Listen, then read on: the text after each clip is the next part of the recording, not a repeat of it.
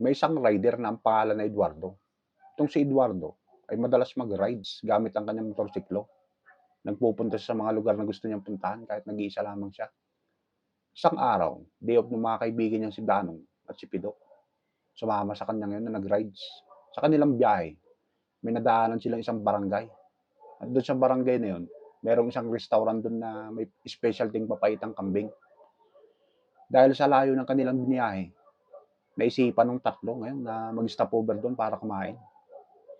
Pagpasok nila sa restaurant, "Sandali lang mga pare," sabi ni Eduardo. "Isa nga pupunta," sabi naman ni Banong. "May babalikan lang ako sa motor." Kaya lang, paglabas ni Eduardo ng restaurant, wala na yung motor niya. Nagwala si Eduardo ngayon. "Walang iya kayo! Ang dami naman pwedeng kuhaning motor, bakit yung sa akin pa?" Lahat naman ng mga taong dumaraan, napahinto ngayon at tinitignan siya. Dumami yung mga tao. Habang yung dalawa naman, si Pido at si Banong, ay kinakabahan. Inaawat siya. "Pare, maghunos dili ka. Baka mapaaway tayo dito. Ang daming tao dito. Report na lang natin sa pulis," sabi naman ni Banong. "Eh, hindi na i-report sa pulis yan. Makinig kayong lahat, kayong mga nandirito," sabi ni Eduardo. Habang tahimik na nakikinig yung mga nandun. "Isa lang ang sasabihin ko sa inyo. Kakain akong dyan sa restaurant na yan.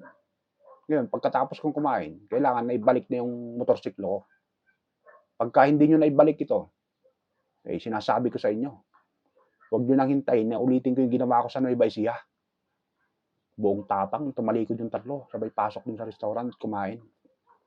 Habang kumakain sila, "Ang tapang mo naman, paring Eduardo. Bilib ako sa'yo, kaya lang kinakabahan ako sa ginagawa mo," sabi ni Banong. Hindi naman kumikibutong si Eduardo na nanggagalaiti pa rin sa galit. Patapos silang kumain, paglabas nila ng restaurant, nakita nila, andun na yung motorsiklo ni Eduardo. Tuwan-tuwa yung dalawa ngayon, si Banong at Pido, nag-aapiran pa. "Bilib talaga ako sa'yo, paring Eduardo," sabi ni Pido. "Isang salita mo lang, naibalik yung motor mo." "Eh, paring Eduardo," sabi ni Banong, "ano bang ginawa mo ron sa Nueva Ecija nung nawala yung motor mo?" Sumagot naman si Eduardo ngayon, "Paring Banong, walang masakyan dun sa lugar na yun, kaya naglakad ako pauwi."